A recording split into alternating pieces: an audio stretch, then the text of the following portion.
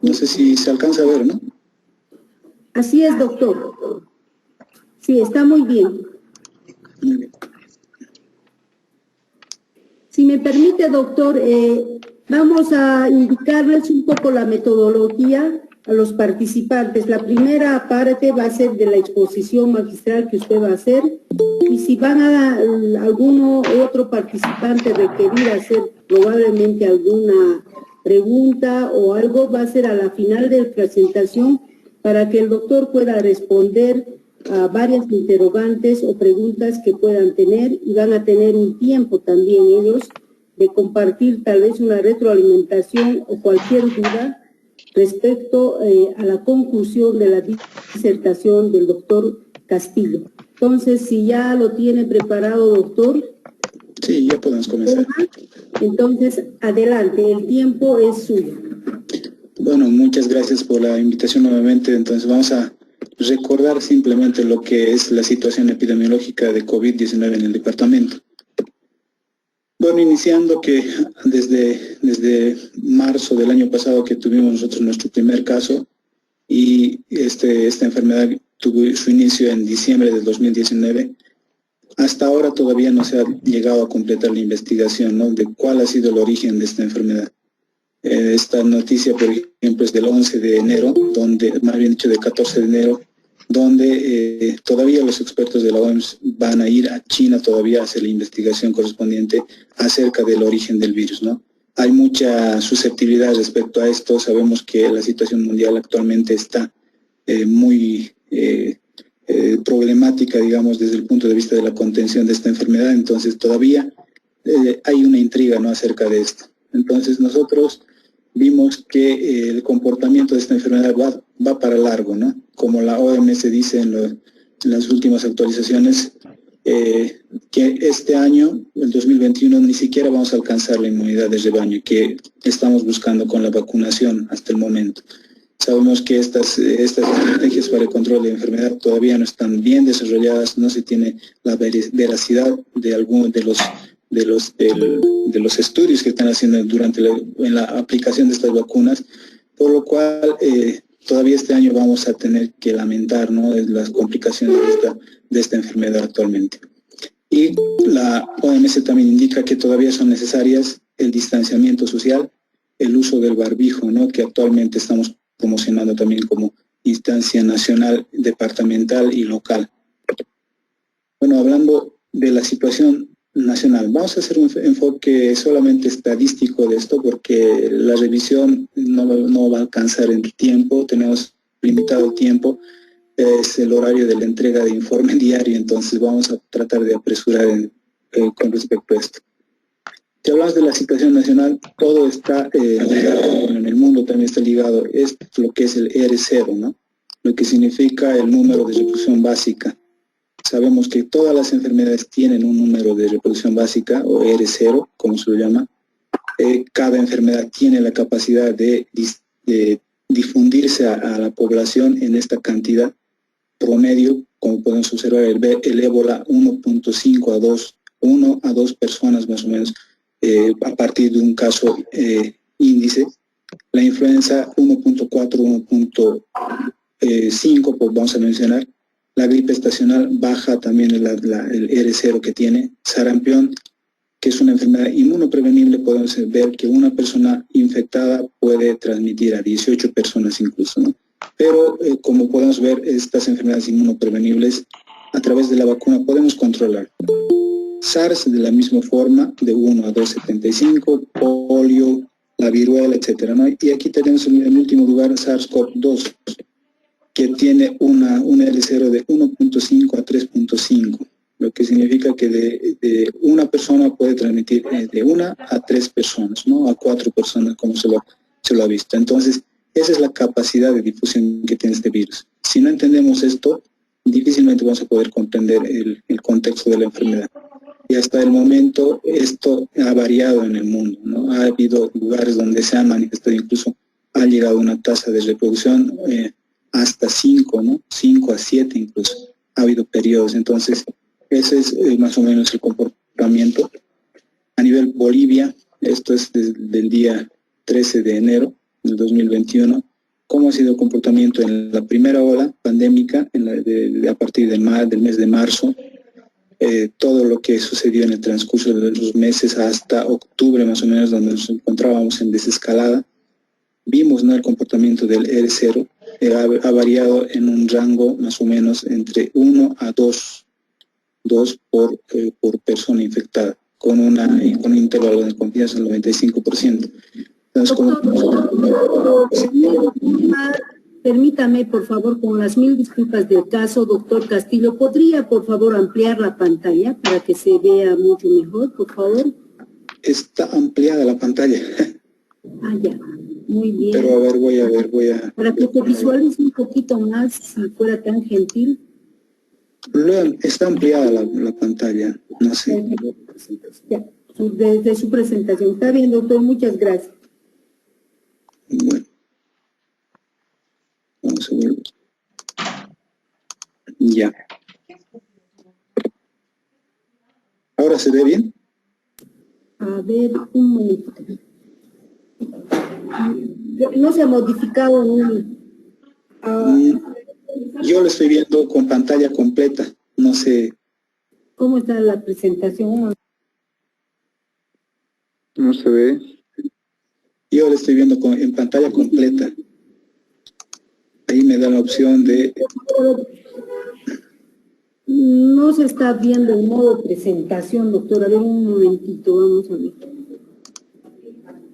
Sí, a ver si puede compartir la pantalla y modo presentación. A ver. Sí. A ver, vamos a ver. A ver, abajito hay un icono. Ahora sí. Ahora sí. Ahora sí está. Muy bien. Sí, ¿no? Sí, ahora está. Ya. Perfecto. Muchísimas gracias. Muy bien. Entonces, como íbamos diciendo, en la primera ola, como pueden observar, la R0 no ha superado las dos personas, como podemos observar ahí, ¿no? Y la notificación obviamente se ha incrementado, incluso hemos llegado hasta 2000 notificaciones por día, pero la transmisibilidad no ha variado mucho. Hemos ido en la primera ola, hemos visto que la curva ha ido decreciendo a partir del mes de agosto, donde el 6 de agosto hemos presentado un pico a nivel nacional. Bueno, en Cochabamba se ha presentado un pico, en las siguientes diapositivas vamos a ir mostrando más o menos eso, ¿no? Aquí quiero reflejar que la R0 de esta enfermedad sí ha estado básicamente controlada, ¿no? Igual en el rebrote que estamos en este periodo, en el mes de enero, podemos observar que todavía se mantiene por debajo de 2, ¿no? Entonces, eso nos da a entender de que estamos controlando, ya a pesar de que tenemos pocos medios para hacer eso. Cochabamba en el comportamiento nacional, vamos a diferenciar de Cochabamba y los otros, como en Santa Cruz, como podemos observar, ellos han superado tanto en la primera ola y en la segunda ola la notificación de casos por día, ¿no? Y ellos han llegado incluso hasta 830 casos por día en las semanas que podemos observar allá. También hemos visto que su R0 se ha disparado a nivel global hasta 6.7, incluso han llegado, en este periodo están en esa fase. La Paz de la misma forma, ¿no?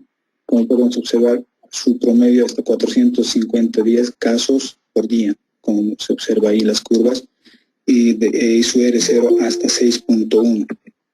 Bueno, si hablamos ahora de la situación de Cochabamba, vamos a ver que durante todo este proceso hemos alcanzado menos de 200 casos por día en promedio.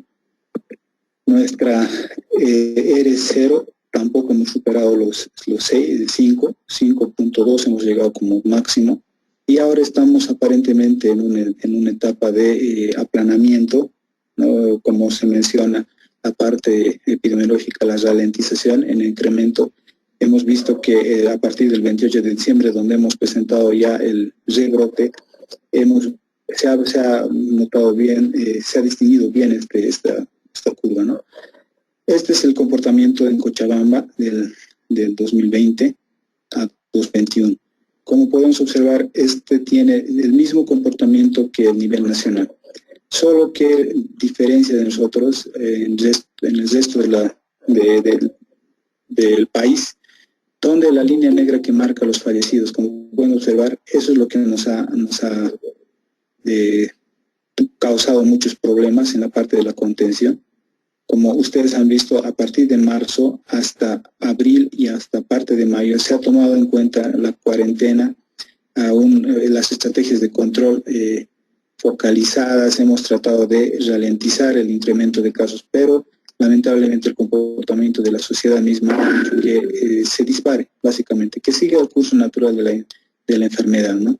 Y a partir de eso, las muertes han sido lo que se ha distinguido, digamos, en el comportamiento epidemiológico del departamento, donde incluso por día se había notificado hasta 29 fallecimientos intradomiciliarias y extradomiciliarias también, ¿no? Parte de la notificación diaria, por ejemplo.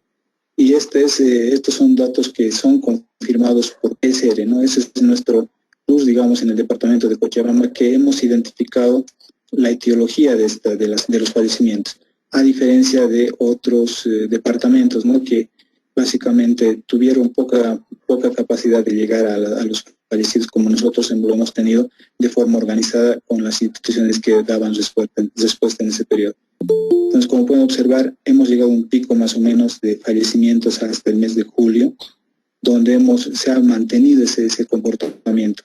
Luego, también hemos tenido el mismo incremento de casos sostenido hasta el 6 de agosto, donde hemos tenido una cantidad de casos activos hasta 6.000 por día durante unas 2 semanas aproximadamente, ¿no?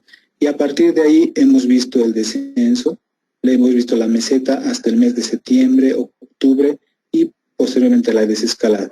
La desescalada que ha sido paulatina, no hemos dejado de notificar el laboratorio y los laboratorios de apoyo, principalmente hemos tenido pocos en ese periodo, han empezado a notificar y siempre hemos tenido casos, ¿no? Y al igual que los fallecimientos, ha habido pocos días que no se han registrado muertes a consecuencia de COVID.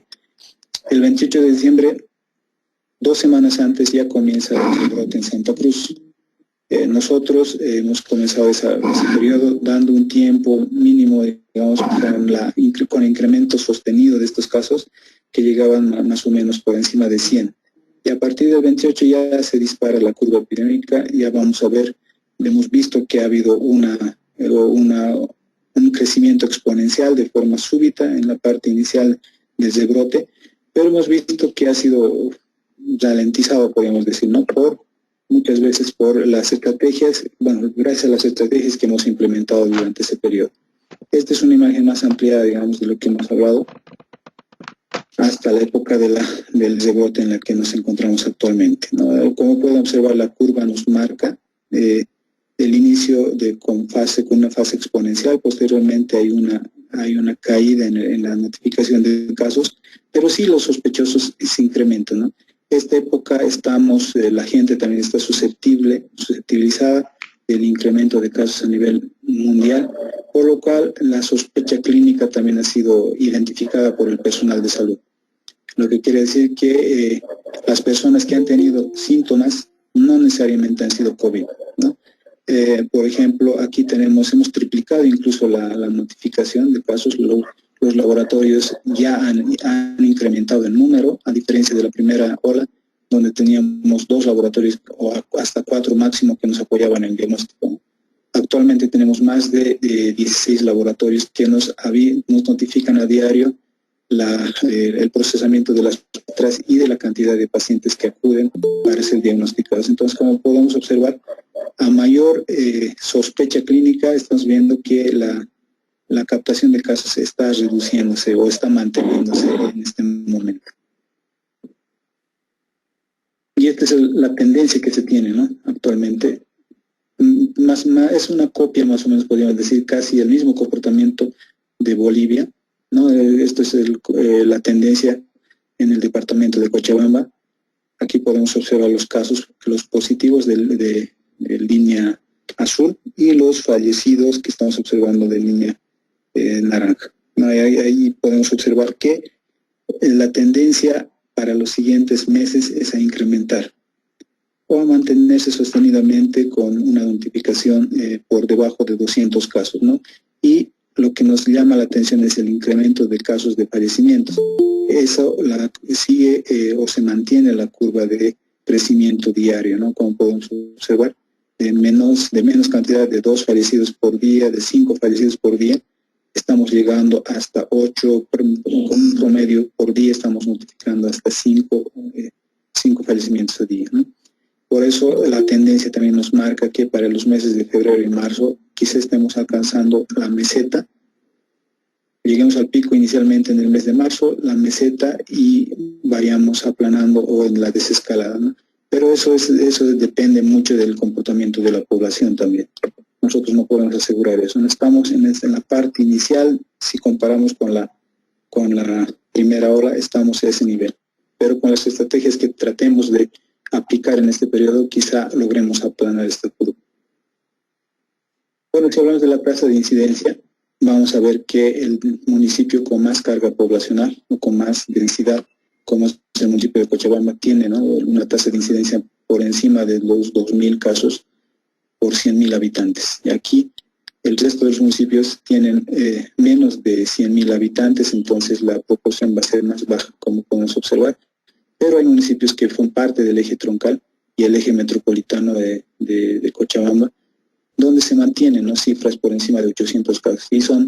Y son tasas de incidencia realmente altas, a diferencia de otros lugares del mundo, donde prácticamente alcanzan por debajo de 500 su tasa de incidencia, ¿no?, en relación a lo que hablamos. Con respecto a la tasa de mortalidad, de la misma forma, Cochabamba tiene 153 por cada 100.000 habitantes fallecidos por COVID confirmados. Entre Ríos más bien, porque ese municipio de la primera ola ha sido la más afectada por fallecimientos, incluso fallecimientos subnotificados más bien, y subdiagnosticados, porque no toda la gente era diagnosticada en ese periodo. Había fallecimientos que no han sido notificados a los centros de salud, menos a las instancias que hacen seguimiento de esto, ¿no? Cochabamba le sigue con 134 muertes por cada 100.000 habitantes, ¿no? Y podemos observar que la proporción va disminuyendo en los municipios que menos población tiene, y por algunos factores como la migración, que es reducida en esa población, no ha habido el incremento de casos. Y ha habido municipios que prácticamente han mantenido estas cifras bajas. Si hablamos de la tasa de letalidad, que también es otro indicador que nos mide la virulencia de este virus, ¿no?, la capacidad de matar en los positivos, como podemos observar, esto es inversamente proporcional a la cantidad de población que se tiene, o a la cantidad de casos que se tienen por municipio. Tacachi, Morochata tiene 100% en su tasa de letalidad, lo que significa que de sus 2 o 4 casos que notificaron, por ejemplo, los 4 fallecieron o los 2 fallecieron, ¿no? Eso da a entender esto. Cochabamba se encuentra con un promedio de 6.2%, esa es la tasa de letalidad que presenta, y los demás municipios, como podemos observar, Tirá, que han notificado poca cantidad, pero la mitad de su población que ha estado afectada ha fallecido. Ha habido mucha repercusión en este sentido, en la respuesta que se ha dado con planes de contingencia en ese periodo. Lamentablemente esta tasa de letalidad también tiene sus sesgos, ¿no? Y en la parte de información muchos han sido clasificados como confirmados por nexo epidemiológico. No hemos alcanzado a diagnosticar por laboratorio en la primera ola principalmente. En este periodo la tasa de letalidad ya está casi al 3% en este nuevo, el 2021. Entonces, esto es prácticamente el comportamiento habitual de esta enfermedad. Y aquí tenemos un promedio departamental de 6.9%, ¿no? Y estas cifras habíamos alcanzado hace un mes aproximadamente casi al 9% a nivel nacional. Pero la incidencia de casos confirmados y la baja letalidad que estamos captando en este momento hace que esta cifra, este porcentaje vaya bajando, ¿no? En cuanto a la tasa de recuperados, hace un mes aproximadamente teníamos casi con ese 60% a 70% de los municipios de Cochabamba con casos recuperados, ¿no?, con el 100% de recuperados. pero ahora el incremento ha sido súbito. Estamos notificando a diario un promedio de 100 hasta 200 casos por día. Entonces estamos viendo que la tasa de recuperados también está disminuyendo, ¿no? Hay más activos. Aquí podemos ver en los últimos municipios de color amarillo, podemos observar que al 25% de recuperados, lamentablemente la evolución clínica es lenta. Hay personas que en el control o en la evolución clínica presentan unos signos y síntomas y también laboratorialmente son positivos, permanecen positivos durante mucho tiempo. Hemos visto que el proceso de recuperación no se toma directamente en relación al tiempo y a las pruebas laboratoriales. Por ejemplo, ha habido casos de personas que han permanecido hasta 60 días con carga viral alta, diagnosticados por pruebas, principalmente por PCR, ¿no? Y ese es el comportamiento, digamos, en relación a los recuperados. La tasa de recuperados en el momento, hasta el día de ayer, estamos con un 79%. Prácticamente estamos bajando nuestra tasa de recuperados. La incidencia de casos COVID por semana epidemiológica. Esto nos permite ver cuál es el comportamiento real que tiene la enfermedad, ¿no? Por semana epidemiológica, donde podemos observar que ha habido algunas semanas, como la semana 31, donde nos han mostrado que ha habido una incidencia alta en la primera ola. En la segunda, en enero, la primera semana de enero, como pueden observar, ha incluso aumentado casi el 20% de esa notificación, porque el incremento ha sido de forma exponencial. Y prácticamente nos sorprendió estas cifras porque han sido realmente altas y que no habíamos esperado, ¿no? Bueno, en otros departamentos sí lo esperaban porque era gradual el incremento, pero nosotros de forma súbita habíamos notificado esa cantidad. Con respecto a la tasa de letalidad, esta nos mide lo anterior que habíamos mencionado, pero por semana epidemiológica no se ve un incremento marcado, ¿no? Como podemos observar, hasta la semana 4 del 2021 tenemos una tasa por semana epidemiológica de 0,5, lo que nos indica que en relación a la primera ola estamos todavía conteniendo la enfermedad y todavía no hay una afección como muchos indican, ¿no? Que este virus, que las nuevas cepas, que las mutaciones pueden ser más letales, pero estamos viendo que estos casos generalmente no están llegando con el mismo impacto que hemos visto en los meses. Bueno, tal vez esto se deba también a que actualmente los fallecimientos tampoco son diagnosticados en sí con pruebas de PCR a las personas que han presentado signos respiratorios o síntomas, pero tampoco nos refleja que ha sido, que haya más casos, ¿no? Actualmente no vemos la misma repercusión que hemos visto en la primera ola. Esta tasa de incremento diario que nos sirve también para medir si nos encontramos en una epidemia o nos encontramos controlando la infección. Como pueden ver acá, desde la semana 13 nos hemos encontrado en epidemia hasta llegar a un 8.16% más o menos estas cifras, y lo ideal es mantener por debajo de 1. No, por debajo de 1 no hay epidemia, por encima de 1 hay epidemia. Entonces, las últimas semanas, como podemos observar, desde las 52, 53, hay un incremento paulatino de casos, hasta la primera semana, donde hemos registrado también la cantidad exagerada de casos que han sido notificados, y posteriormente la siguiente semana ha bajado y se ha mantenido la semana 2 y la semana 3. La semana 4, como podemos observar, tiende a disminuir también. Entonces es un indicador que nos dice que se está conteniendo la epidemia, quizá por la oportunidad del diagnóstico, porque habíamos visto que también que no todo aquel que presenta signos respiratorios es COVID. Algunas personas que tienen rinorrea, odinofagia, malestar general, dolor de huesos, piensan que es COVID. Entonces sospechan y van a los centros de salud, ahí son diagnosticados y muchas veces son negativos, ¿no? Sabemos que en nuestro departamento y en este periodo, justamente cuando hay un cambio brusco del comportamiento en relación a la temperatura principalmente y al cambio estacional, sabemos que hay presentación de infecciones respiratorias agudas que también podría coincidir, ¿no? Y estamos encontrando ese tipo de casos, por ejemplo. En cuanto a los laboratorios, como habíamos visto desde el 2020, en marzo, únicamente teníamos el laboratorio de referencia del sistema público para el diagnóstico de estos casos y el laboratorio Universo de la parte privada. Y algunos laboratorios como Diana aparecieron posteriormente para hacer las pruebas PCR para confirmar los casos. Ahí se ha visto la sobresaturación del laboratorio por la cantidad de muestras que llegaba a diario, ¿no? 250, 300, 400 muestras por día, y la capacidad del laboratorio era prácticamente de 200 pruebas por día. Entonces hemos visto una sobresaturación en esto, que a diferencia de este periodo es pues mucho mejor.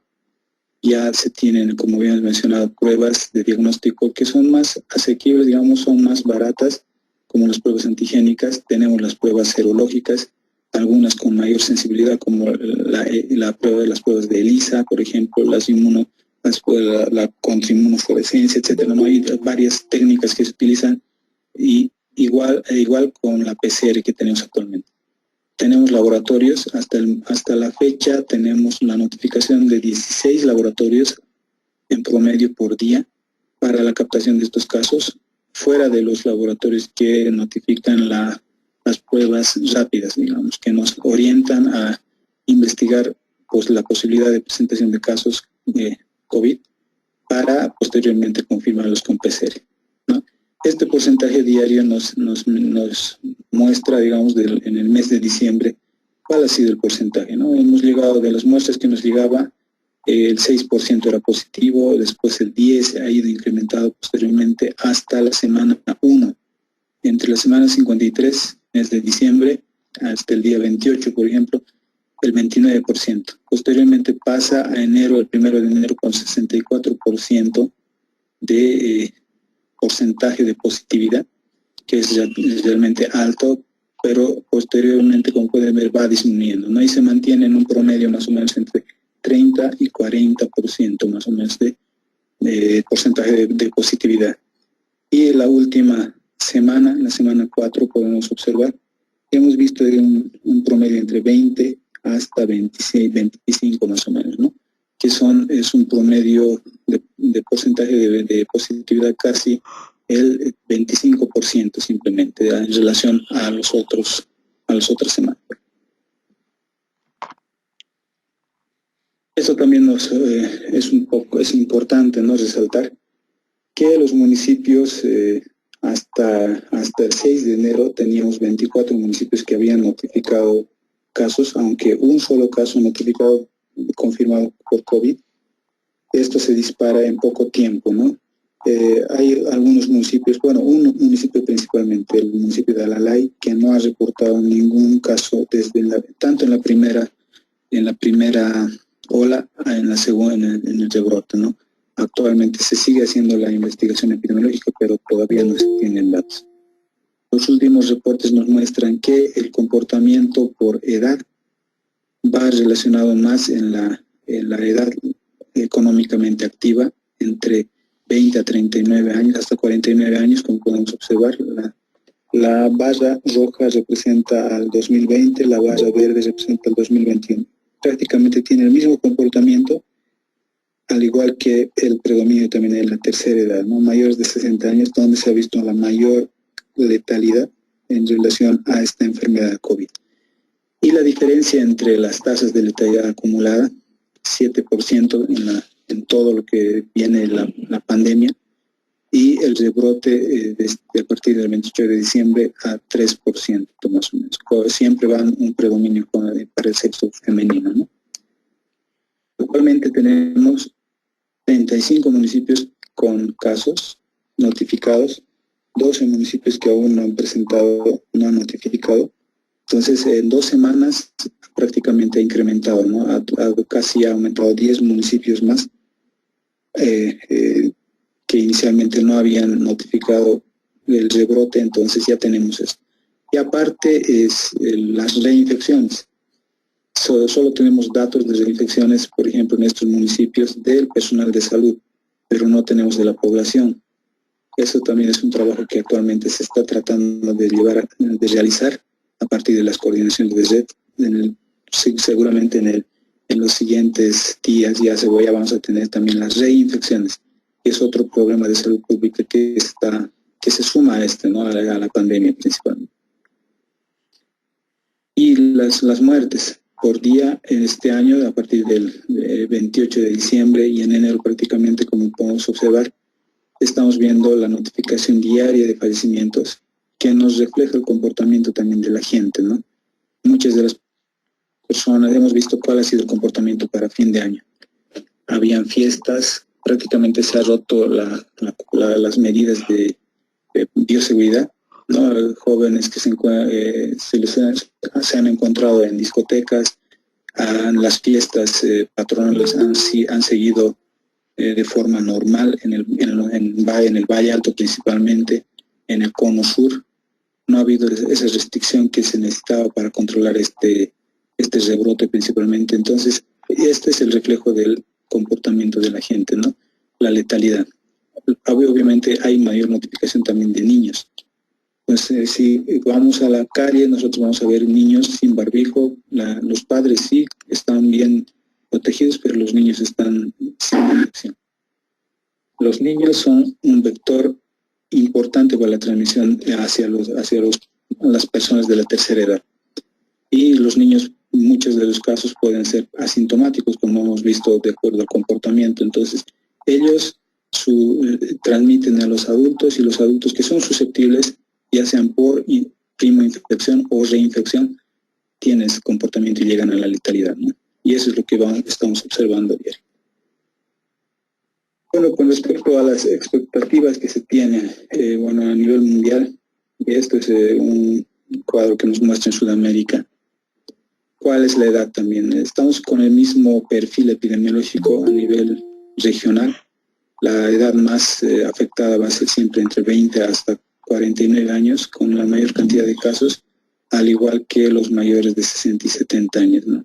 Tenemos pacientes con comorbilidad, lo que nos dan los datos generalmente nos muestran, podemos observar, la mayoría es desconocida porque lamentablemente llenado de la ficha epidemiológica tampoco es fidedigna, ¿no? Muchos de los cuales no es bien llenado, y como podemos observar, sí tienen comorbilidad casi un 34%, y más bien dicho, no, sin comorbilidad un 34% y con morbilidad 7%. Y de esto, algunos llegan a terapia intensiva, ¿no? Con problemas cardíacos. La diabetes sigue siendo un problema mundial que disminuye la respuesta inmunológica ante cualquier infección.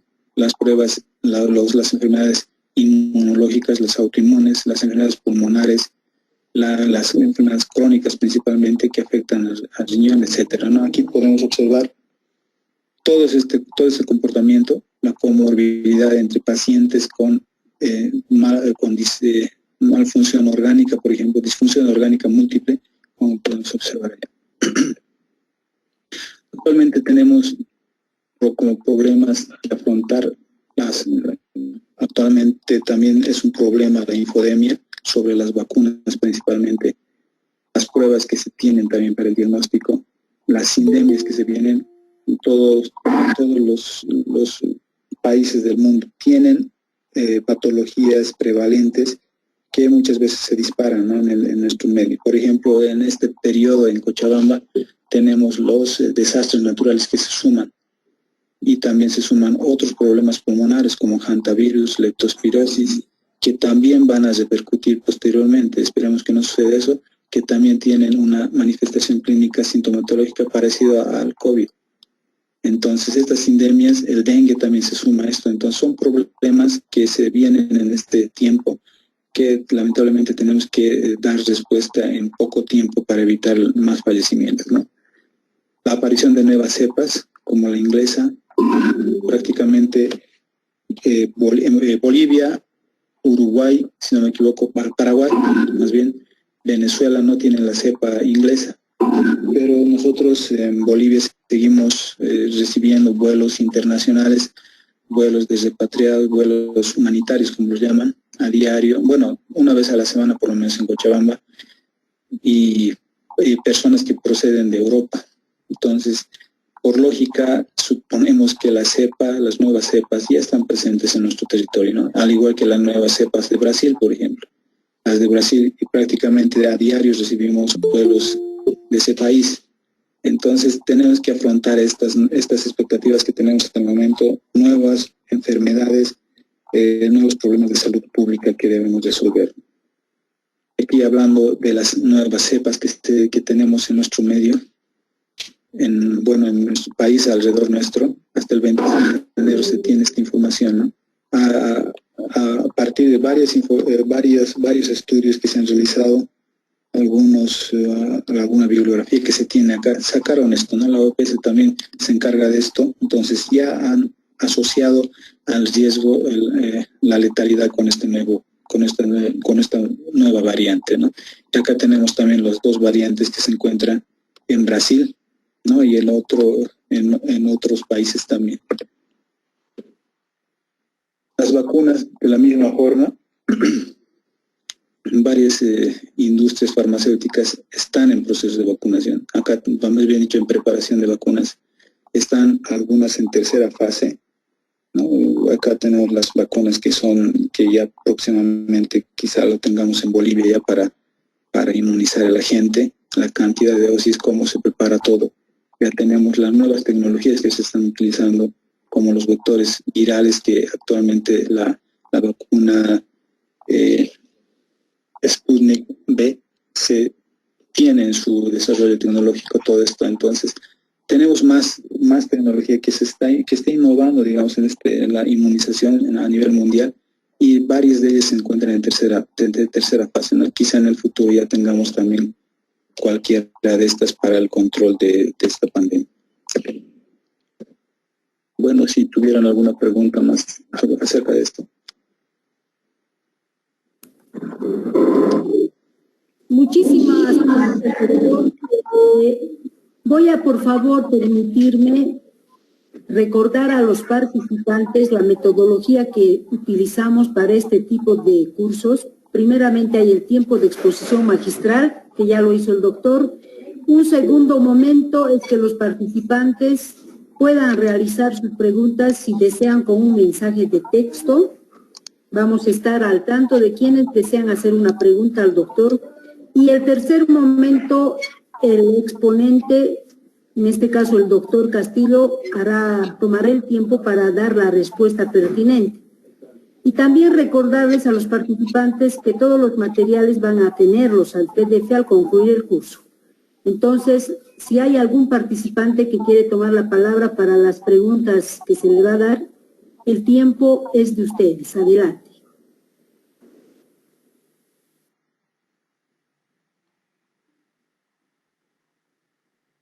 De presentación también, para que podamos tener una presentación. A ver, ¿sale? No, todavía no, a ver, un poco más. ¿Se ve? Presentación con dispositivos.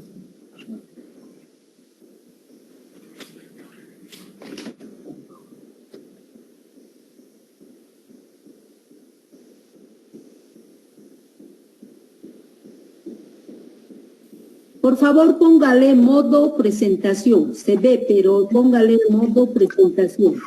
Estaba en modo presentación, solamente que por algún motivo en Meet no me sale. Ahora, ¿estará más claro? A ver, pase por favor una diapositiva, vamos a verlo. Ahí tal vez. Ahora. Ahora sí, está bien. Adelante, doctor. Ya. Muy bien. Entonces, vamos a hablar sobre el SARS-CoV-2 y el origen de COVID-19. No los voy a cansar mucho con este preámbulo porque, bueno, es algo que hemos estado revisando durante todo este tiempo. Sabemos que ha sido una de las patologías que realmente nos ha agarrado en pañales, nos ha agarrado con todo el conocimiento. Probablemente, no sé si estaríamos de acuerdo todos en el auditorio de decir que nos agarró completamente desprevenidos y con muy poco conocimiento, pese a que todo lo que representa esta enfermedad ya se había ido estudiando en otro tipo de infecciones. Y vamos a ver por qué. Bueno, si se acuerdan, así rapidito nomás, las formas de transmisión que van a ser a través del contacto con superficies o las gotículas o los aerosoles. ¿Qué es lo importante de esto? Lo primordial de esta diapositiva es que recordemos que el estar en contacto directo con un paciente que está con el proceso infeccioso activo puede llegar a provocar el contagio a varias personas. Por ejemplo, las personas podemos eliminar al hablar, al toser, al cantar, al gritar, etcétera, las gotículas que las conocemos muy bien, que son las gotitas de flush, y que no viajan a más de 1 metro de distancia, y los aerosoles pueden hacer un viaje, fíjense que de más de 7 a 8 metros de distancia. ¿Por qué? Porque los aerosoles tienen un tamaño más pequeño, son menos de 5 micras el tamaño de los aerosoles, entonces se mantienen suspendidos en el aire y pueden permanecer por largos periodos de tiempo también en lugares hacinados. Por eso es que se evita esto de las reuniones, ahora las clases presenciales con el inicio de las clases del colegio, etcétera, precisamente porque no contamos con los medios adecuados de ventilación. Hay muchos cursos o muchos salones que no cuentan con filtros adecuados o con medidas de ventilación. Entonces es una forma de prevenir que se exige ahora y que ya la conocíamos desde los tiempos de la tuberculosis. Nos decían, ventile su domicilio para evitar que esta enfermedad progrese. Entonces lo mismo sucede ahora. Y esto de las superficies, que pues sí es un factor de riesgo, no el mayor, por eso lo menciono al final, pero sí recordar también que el virus puede permanecer por largos periodos de tiempo de acuerdo a la superficie que se haya contaminado. 1, de acuerdo a la superficie; 2, a la temperatura ambiente y a la humedad relativa del mismo. ¿Cómo ingresa el virus? El virus ingresa a través de la mucosa oral, a través de la mucosa nasal y a través de la mucosa conjuntival, por lo que es importante el mantener siempre la protección de estas mucosas. Lo que nosotros hemos estado haciendo y promoviendo es utilizar el barbijo como método de prevención, pero nos olvidamos de los ojos. Y una de las vías de ingreso de este germen es a través de la mucosa conjuntival. O sea que no me sirve de nada caminar en multitud o caminar en lugares de alto riesgo como son los centros de salud, los hospitales, solamente con el barbijo y sin la protección de la mucosa conjuntival. Entonces debemos cubrir las 3 mucosas para evitar el ingreso. Un poquito del virus, recordar que tiene la forma de una corona, principalmente por la estructura que tiene la formación de sus proteínas, la proteína S, la M y la E de la envoltura. Y ya entrando en el tema, si bien parece un enredo esta diapositiva y que la vemos nos espantamos, es algo muy sencillo y es algo que sucede en todos los procesos infecciosos. ¿Qué sucede? Primero la persona va a entrar en contacto con el microorganismo, en este caso el SARS-CoV-2. Este SARS-CoV-2 a nivel de la mucosa nasal o de la mucosa pulmonar, a nivel de los alveolos bronquios, va a encontrarse con su receptor, que es ECA2. Este receptor, junto con el receptor proteasa transmembrana S2, va a permitir que el virus se introduzca por endocitosis a la célula blanco, que es el neumocito tipo 2. Pero antes de esto, les he mencionado que este ECA2 también está presente en la mucosa nasal.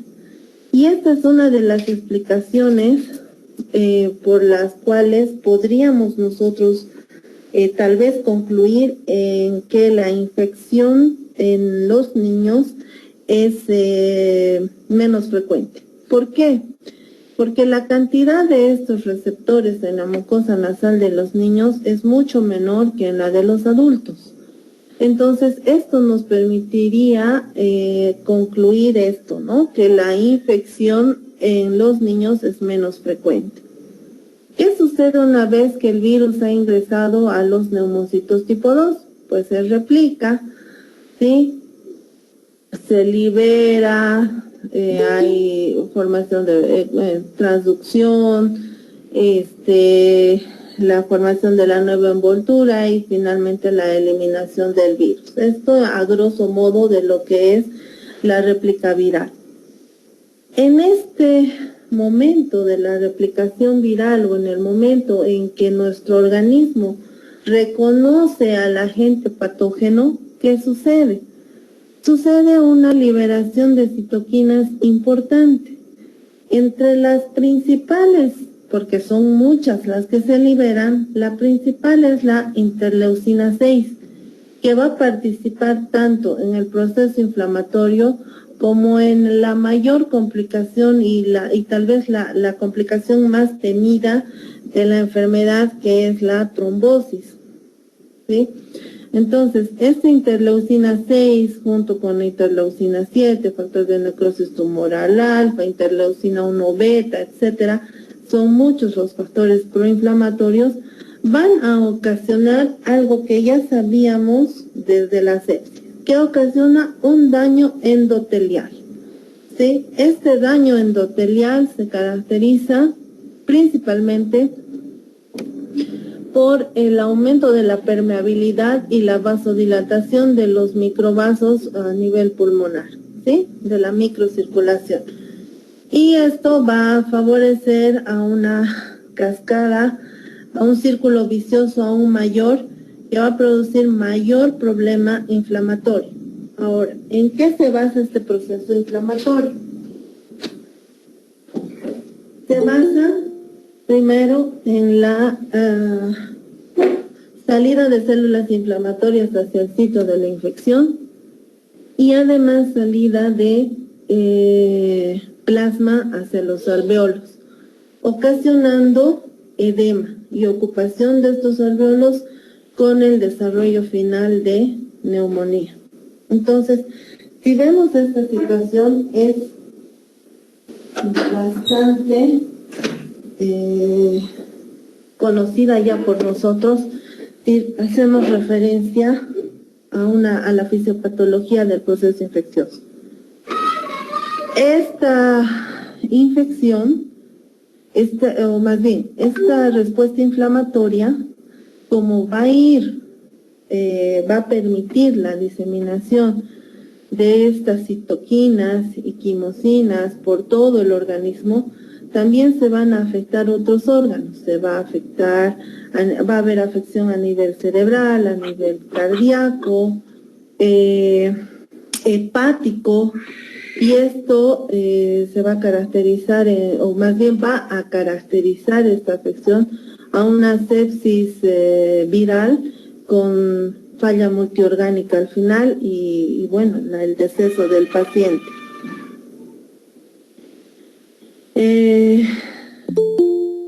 Eso ahorita a grosso modo, porque les voy a ir explicando, si no va a ser redundante lo que vamos a decir. ¿Cuál es la característica de la infección pulmonar por SARS-CoV-2? La infección pulmonar se va a caracterizar por 3 formas de presentación.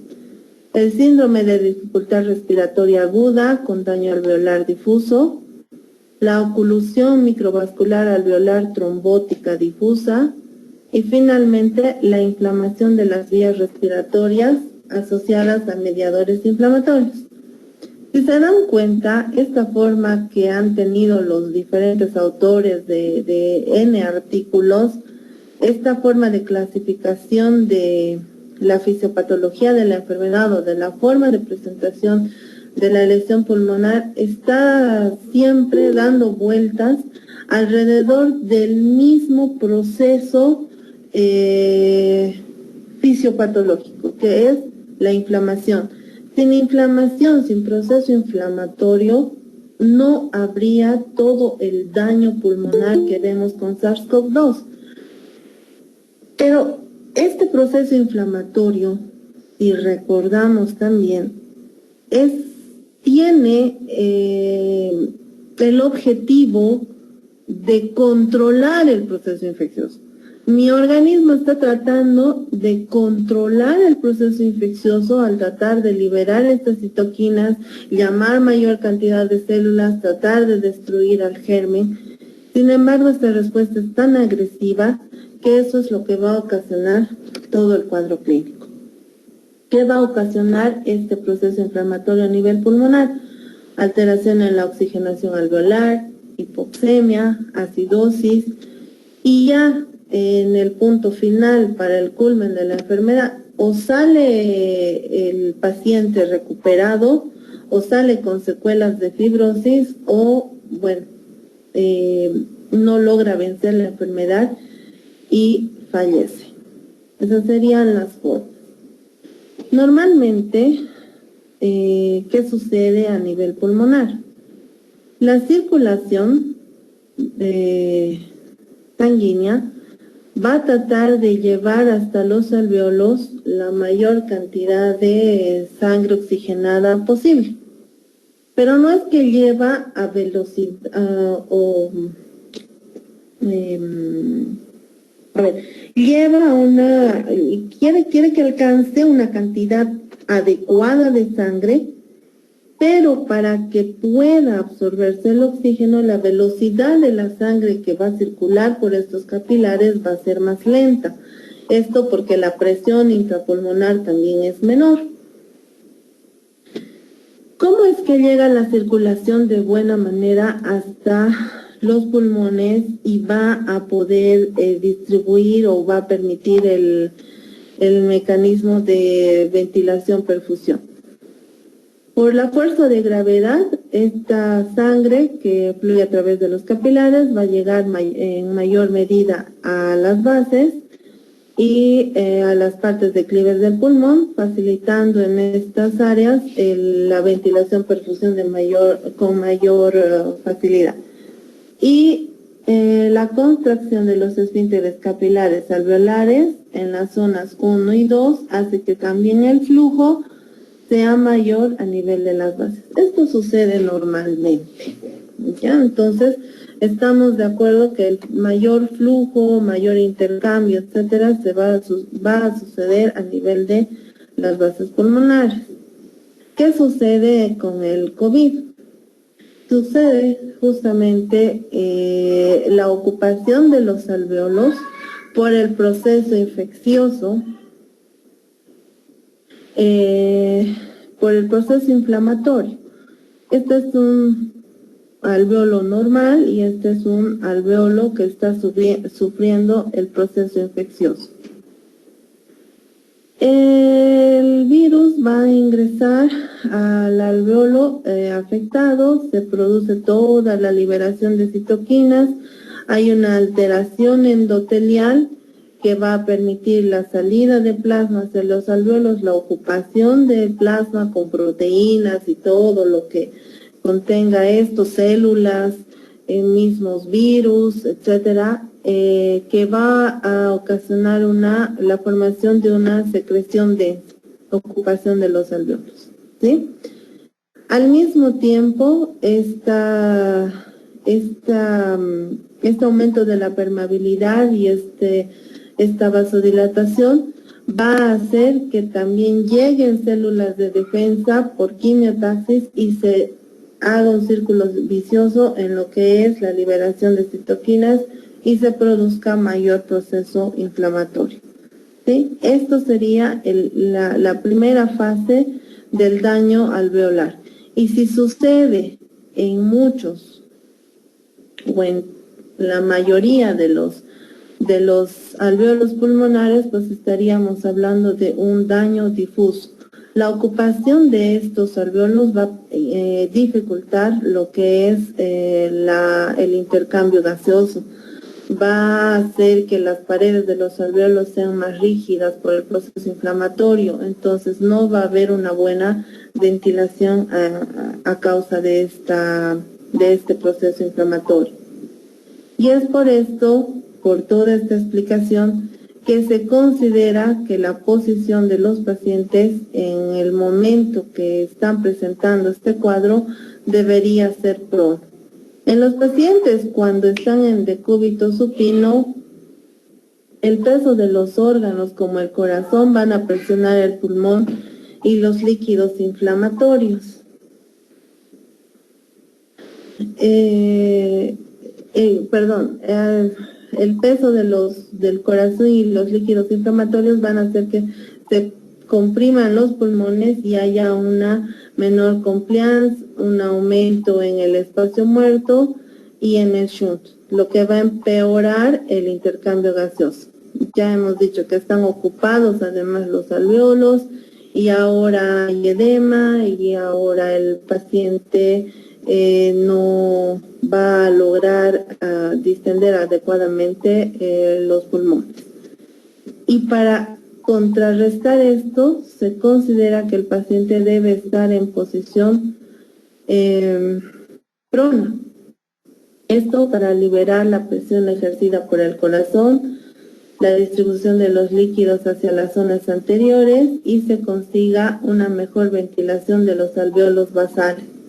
Entonces, esta sería la explicación de por qué a los pacientes se los pone en estas etapas en posición prona. Y bueno, en las etapas en las que el paciente pueda tolerar esta situación sin necesidad de un apoyo ventilatorio mecánico. Ahora, este proceso inflamatorio lo vamos a evidenciar por la clínica. Uno, primero por la dificultad respiratoria, la desaturación, los datos de choque en algún momento, pues que el proceso inflamatorio es agresivo. ¿De qué otra manera podemos evidenciar este daño? De acuerdo a los resultados de tomografía también. Las tomografías pulmonares han sido métodos de diagnóstico muy solicitados en esta época, tal vez demasía, primero porque se ha querido hacer el diagnóstico de la COVID con la tomografía, luego se ha querido hacer el seguimiento del cuadro clínico con tomografía y finalmente cuando nos han llegado pacientes que ya cursaron con la enfermedad que nosotros no atendimos, y llegan por cualquier motivo, se les hace una tomografía y nos toca un CORAD 5, fíjense, morimos de miedo y casi no preguntamos ya si cursó o no cursó con la enfermedad. Entonces, lo básico es preguntar si ya cursó con la enfermedad, si en el momento está con sintomatología, si tengo alguna prueba que diga que sea positiva la presencia del SARS-CoV-2 en el paciente y con eso asociar el resultado de la tomografía y poder decir el paciente realmente está con un cuadro activo. CORADS 1 es una tomografía normal. En el CORADS 2 hay anormalidad consistente a otra infección, no hay signos típicos de COVID, pero acá yo no podría decir que es otra infección si el paciente tiene fiebre, tiene malestar, tiene diarrea, tiene destello de estatura, etcétera. y además tengo una prueba rápida de anticuerpos positivos. Entonces tengo una alta probabilidad. Tengo que ir sumando puntos para tener mi diagnóstico exacto. Probablemente voy a estar en una etapa muy temprana o, y esto hay que recordar siempre, no siempre se va a correlacionar, y no es que les estoy diciendo que nunca, sino no siempre. En algunos casos no se correlaciona la imagen, el resultado por imagenología con la clínica del paciente. En algunos casos vemos este tipo de imágenes y el paciente está desaturando. Entonces, con más razón, nosotros debemos estar pendientes de lo que es la anamnesis y la exploración física para correlacionar con los resultados de tomografía.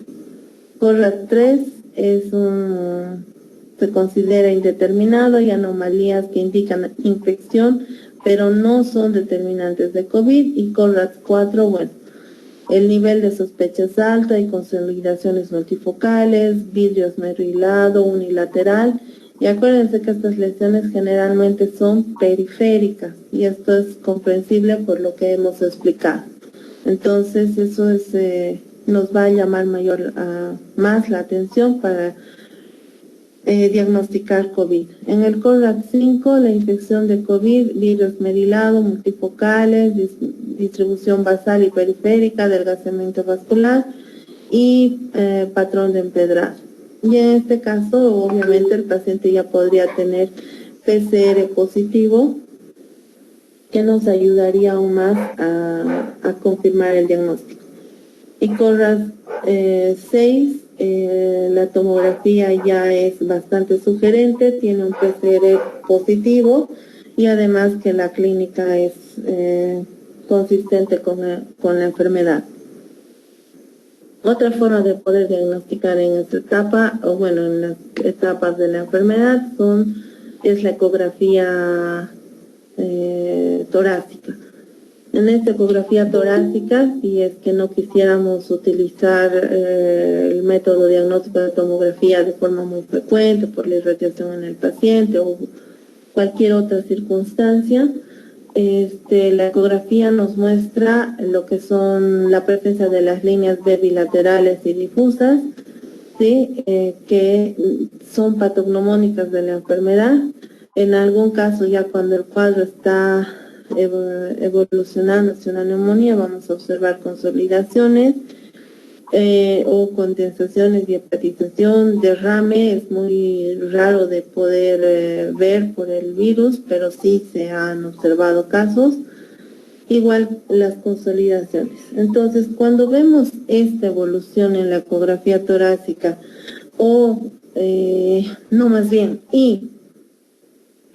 correlacionamos con la clínica, con el tiempo de aparición de los síntomas, con los diagnósticos de biología molecular o serológicos, podemos establecer el tiempo en el que se está presentando el paciente, en qué etapa de la enfermedad está.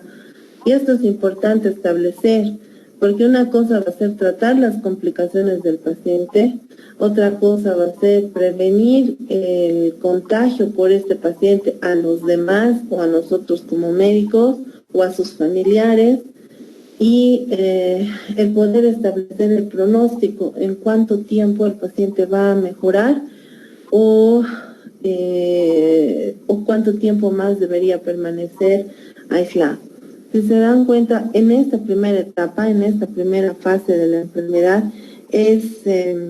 tal vez por la teoría es bastante sencillo diagnosticarlo al paciente, captar esta sintomatología y encontrar todos estos datos por imagen, nos haría pensar que el paciente va a ser fácilmente diagnosticado. ¿Sí?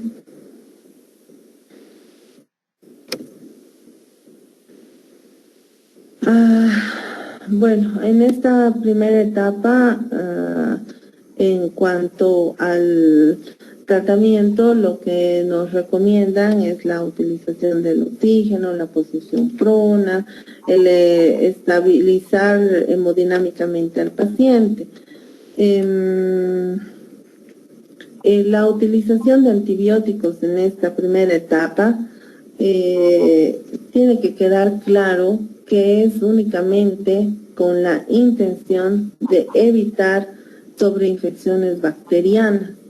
De ninguna manera, cuando se indican antibióticos a un paciente con SARS-CoV-2, se está tratando de curar este virus con los antibióticos. Lo que se debe explicar al paciente es justamente esto, que lo que se quiere es evitar la sobreinfección bacteriana. Así que sería en realidad la mayor complicación que presente el paciente y lo que podría entorpecer el pronóstico. La otra forma, la evolución de la enfermedad ya hacia trombosis de la microcirculación alveolar por coagulopatía, va a ocasionar una disfunción del intercambio gaseoso alveolar por alteración endotelial y con afectación en la integridad del epitelio alveolar, con afectación de la permeabilidad y función de la circulación capilar alveolar. Si se dan cuenta, esta división de la enfermedad, de la forma de presentación de la enfermedad es solamente con fines educativos, porque todo esto está sucediendo casi al mismo tiempo.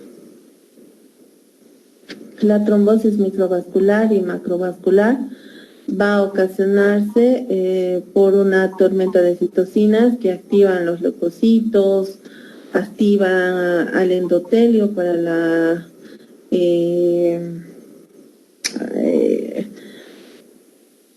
para el desarrollo del proceso inflamatorio con mayor efectividad, facilita la agregación de plaquetas y esto va a generar la formación de trombos. ¿Qué hace el endotelio? Repito nuevamente, hay una vasodilatación, hay un aumento de la permeabilidad, hay mayor enlentecimiento del flujo sanguíneo, las células van a adherirse a las paredes del endotelio y por rodamiento van a ir saliendo a través de las uniones desmosómicas y van a ocasionar o van a intentar alcanzar el lugar de la infección. Como todo esto sucede normalmente en cualquier proceso infeccioso, es fácil comprender lo que va a suceder. Las diapositivas anteriores ya les explicaba el edema, la ocupación de los alveolos. En este caso, ahora, lo que sucede normalmente en cualquier proceso es la salida de los neutrófilos como primera célula de defensa. En este caso de la COVID, se ha visto que no hay salida de neutrófilos como primera célula de defensa.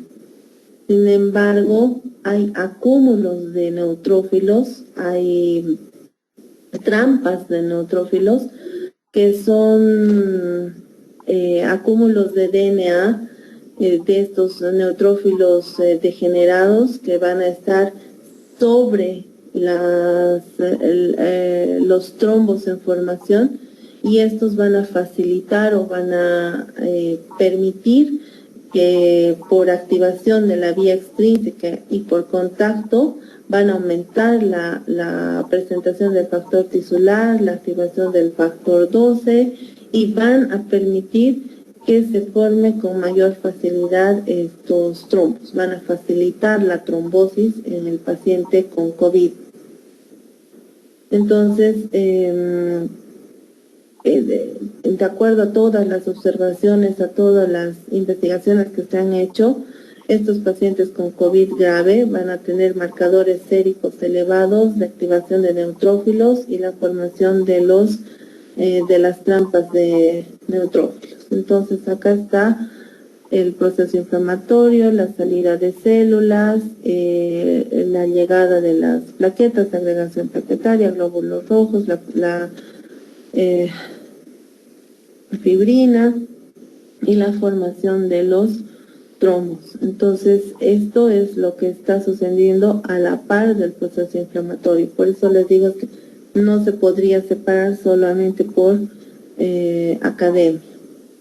El tratamiento en esta etapa ya estamos viendo que debería utilizarse como profilaxis la heparina de bajo peso molecular o la heparina no fraccionada y bueno, principalmente en aquellos pacientes que tienen factores de riesgo requieran estar hospitalizados. Además,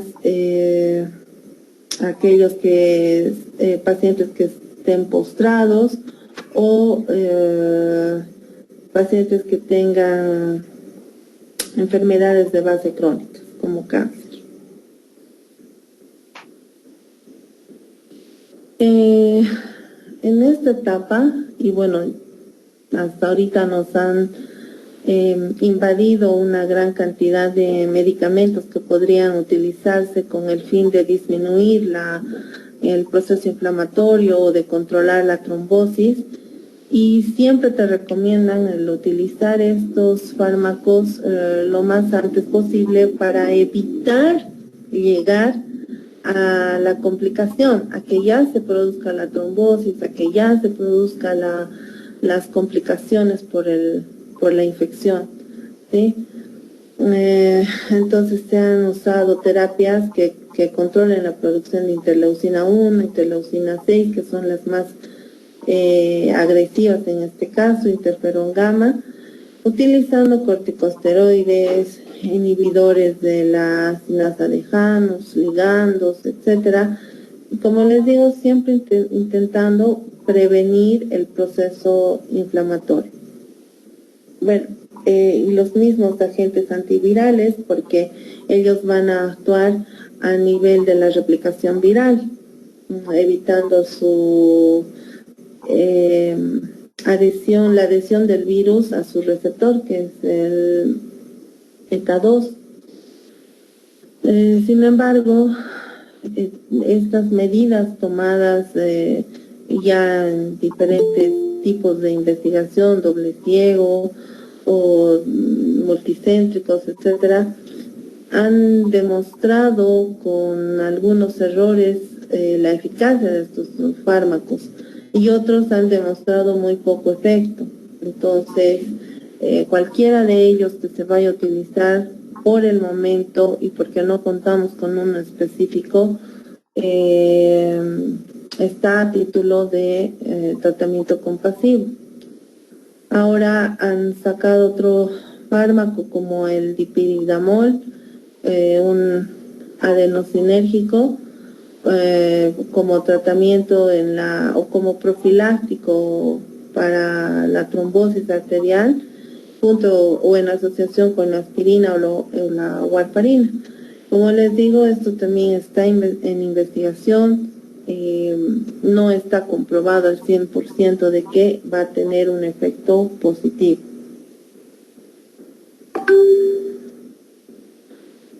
Ahora, ¿cómo se van a lesionar o cómo se van a afectar las vías respiratorias debido a las citocinas proinflamatorias?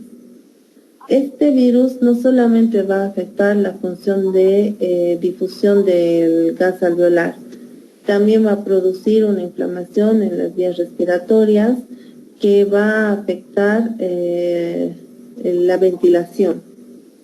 Entonces, esto es por el edema, ya les decía, por el acúmulo de líquidos en los alveolos y por el endurecimiento de las paredes. No va a permitir la adecuada llegada de oxígeno o el adecuado intercambio gaseoso.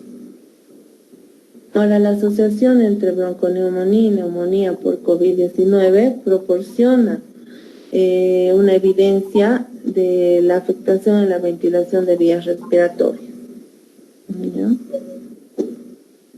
¿Qué haríamos como tratamiento en el caso de COVID?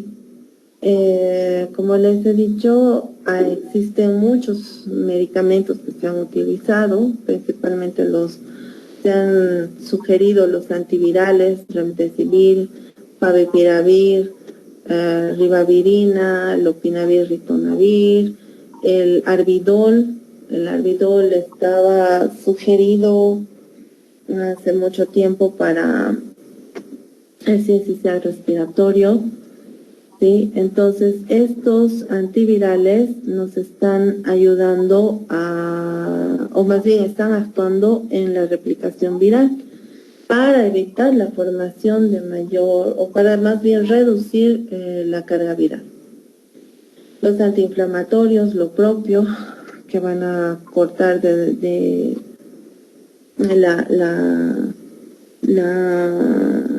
las primeras fases de la replicación viral. El tocilizumab, que va a evitar la fijación más bien a los receptores del virus, a sus receptores, va a evitar su fijación. Y bueno, y todos los demás que van a tratar de evitar el proceso inflamatorio, limitando la producción de citoquinas y quimoquinas. Sí se ha visto, como les repito, en muchos artículos el efecto positivo, pero el número de la muestra, la forma de realizar la investigación, etcétera, es muy poco válida por el momento, porque estamos apenas conociendo el virus.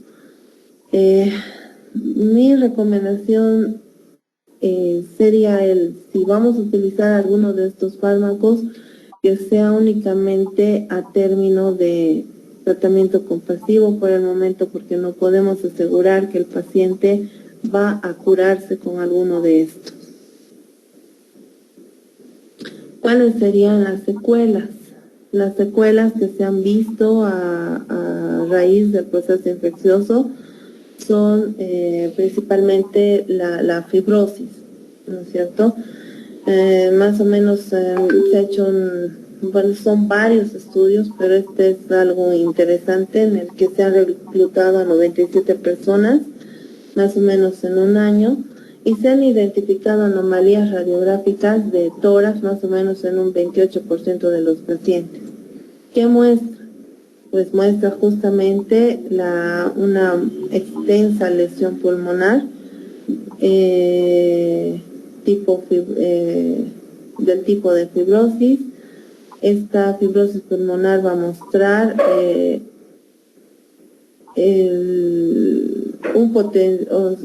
una disminución, más bien una disminución en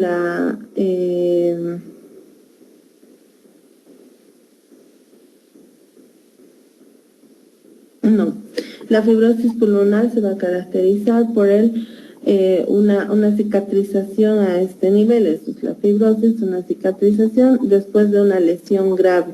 Esta fibrosis pulmonar se ha visto de forma más frecuente en los pacientes que han sufrido infecciones graves, en aquellos que tienen enfermedades de base y ya la fibrosis pulmonar por otras causas, o en aquellos pacientes que que hayan sido fumadores crónicos o que tengan hipertensión pulmonar, y aquellos pacientes que hayan sufrido anteriormente otro tipo de complicaciones como la trombosis pulmonar por otra causa. En estos pacientes se ha visto que la fibrosis pulmonar ha sido mucho más agresiva y además de más frecuente, no más agresiva, más frecuente.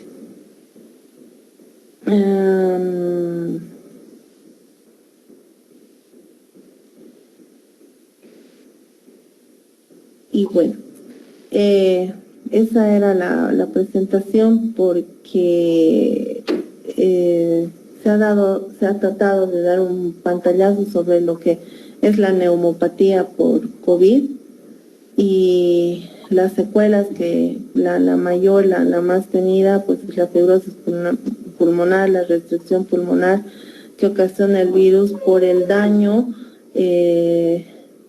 epitelial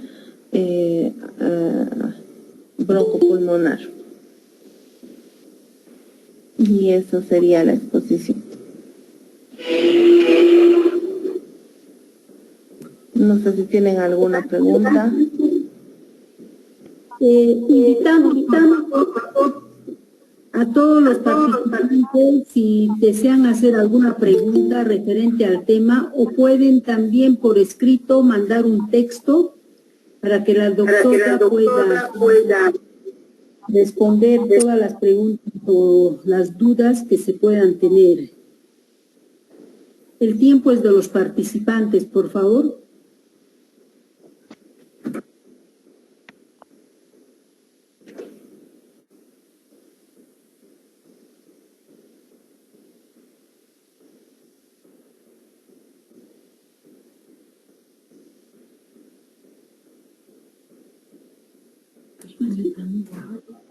Bien, estimada doctora Leticia Azcarún, realmente usted